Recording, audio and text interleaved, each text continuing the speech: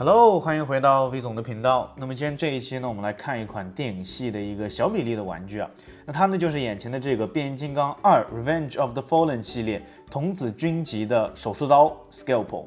那么手术刀这个角色呢，其实在第二部电影里头，他出场的镜头并不是非常的多啊，但是他对霸天虎方面的贡献可以说是很大了。那毕竟呢，他是在海底复活了威震天，然后呢还帮助威震天从山姆的这个脑袋中套取了他们需要的一些信息。所以说这个角色其实当时在电影院里头给我的这个印象是很深刻的。那官方能够出他的这样相对应的一个小比例的玩具呢，我觉得也是挺让我感到欣喜的。那我们还是先从它的一个伪装形态开始看起啊。那这一款手术刀的伪装形态就是眼前的这样一个显微镜的形象了。那其实它在电影中也有短暂的出现过一下它的伪装形态。那我没记错的话，好像并不是长这个样子的。从侧面看过来的话，那就玩具来说的话，它整个显微镜的这个形象，我觉得做的还是挺到位的。那是毕竟是一个童子军级的玩具嘛，所以说像这边连杆这边有一些镂空的地方，都是我个人比较能够理解的了。至少整个大体的一个外观，我觉得还是比较不错的。然后有一点比较引人注目的就是它上半部分跟下半部分白色的一个色差还是有点明显的。那主要因为上半部分用的是一个塑料原色，而下半部分是在普通的它原有的这个塑料件上进行涂装得来的。所以说呢，如果说上半部分继续发黄的话，那两边的色差应该会更加的严重了。那当然我也不知道这上半部分的白色究竟之前是不是这样的一个颜色，也可能它之前是更白一点，也可能它原来就是这个颜色。然后作为一款显微镜呢，从它的目镜这边其实也能看到是采取了一个透明件的处理的，但是透明件做的并不是很透明啊，而且是一个红色的一个形象。那它这边有一个很长的杆子，它是可以让整个显微镜的部分沿着杆子进行上下的一个活动的，还算是有一点点的这个玩点在这边。然后这边紫色的涂装呢，是它在人形态下胸口的一个部分的一些花纹，然后包括这边也有一个很小的狂派的标志做出来。翻到底部就能看到它在机器人形态下的所有的这个小脚的一个收纳了。当然，这个脚部的一个这个零件的设计，我觉得算是这一款玩具最大的一个败笔。那具体我难以忍受的点在哪儿啊？等介绍到机器人形态的时候再跟大家说。接下来呢，我们就来看这款手术刀的一个变形过程。那事先声明一下，因为它这边腿部连接部分关节的设计实在是做得很差，再加上有几个我们能看到它的关节这边球形关节的卡扣部分已经有点开裂了，所以说它关节是很松的。所以我们整个的变形过程中呢，它的这些小脚时不时的可能会掉下来几个，或者说甩在这边晃啊晃的，让人感觉很难受。那这也是没法避免的一个状况，毕竟它的这个关节设计，我觉得是非常失败的。那首先呢，我们来看它的变形。第一步呢，把它的整个上半部分沿着这根连杆给它往上推到顶，然后我们就先不管它，我们来变形最让人难受的这个下半部分。我们把它黑色的这个盖板呢往上进行一个翻折，另外一边也是同样的，然后翻到这边，把白色的盖板再给它打开。然后呢，我们的工作主要就是把它的这个脚一个一个的从这边给它抬起来。那这边抬起来要非常的小心谨慎，因为它这边很小的球形关节会让你一旦用力用大了，它就会掉下来了。然后呢，我们看到这边其实它的6只脚每一边都是岔开的，那这是它整个变形设计非常美妙的一点。我们只需要推动它这边的其中的一个关节，我们就能看到能让它的6只脚就能对齐了。那这也是为了照顾到它的一个在伪装形态下的一个收纳，是非常不错的一个变形设计。然后呢，我们把它的脚给它打开，然后旋转一下往外抬，然后另外一边也是同样的。这边所有的6只脚都要经历同样的一个过程，那这一只脚是格外的松啊，所以我们整个变形的过程中需要非常的小心谨慎。那么小心翼翼的把它的6只脚全部打开之后呢，我们就来进行下一步的变形。那注意一下它的2个前脚，就我的这一款来说是非常的松散的，因为它这边的关节已经开裂了，我已经试图去修复过了，只能保证让它不那么容易掉落。至于说想让它再紧实一点，我估计之后还会再尝试一点别的办法来进行修复。下一步呢，就是它黑色的这一块这个盖板，利用它里面的一个滑槽，我们把它打开之后往后进行一个推移，另外一边也是同样的，把这盖板打开之后往后进行一个推移。然后呢，就是整个这一块上半部分旋转180度之后，利用这边的一个转轴把它往下进行一个旋转。旋转过来之后呢，我们把它白色的盖板往上打平，然后这边呢再给它整个扣好。接下来就是这一块的一个固定的部分了。我们来看这边会有一个凸起，它呢是对应我们这块连杆的一个凹槽部分。我们把它继续往前进行一个旋转，然后让它的上面足够的靠前，就能给它扣下来，然后稍微用一点力就能把这个凸起扣到它的凹槽里面去了，然后它的整个这一块也就固定好了。接下来呢，我们就来变形它整个上半身的一个部分。首先第一步呢，把它翻开，然后我们能看到内部是有透明的一个小角的这样的一个形象的，把它掰出来之后往外进行一个翻折。翻折出来之后呢，再进行旋转，让它的这个角朝前伸，把整个角的部分给它打平。另外一边也是同样的。其实我就感觉这应该算它的手啊，那就算把它小手往前翻出来之后，再给它打直到这样子的一个形象。我们能看到它的这个小腿已经在这晃来晃去了，可以说啊，看起来是真的让人非常的难受。OK， 它现在终于是掉下来了。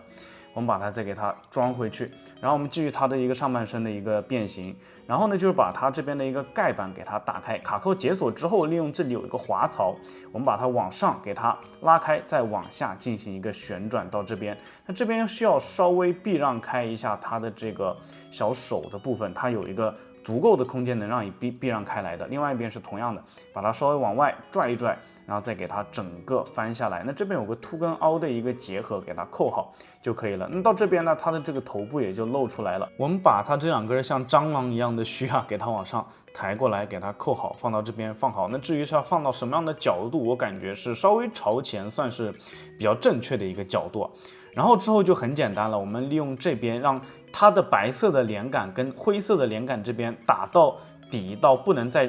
旋转为止，然后到这边也就正好给它是没有任何固定的一个卡扣的，但是整个形象呢就是相当于卡在这边了。然后前面的部分让它的小头可以往前再伸一伸，然后再往前旋转一下到这边，它的整个机器人形态其实也就变形完成了。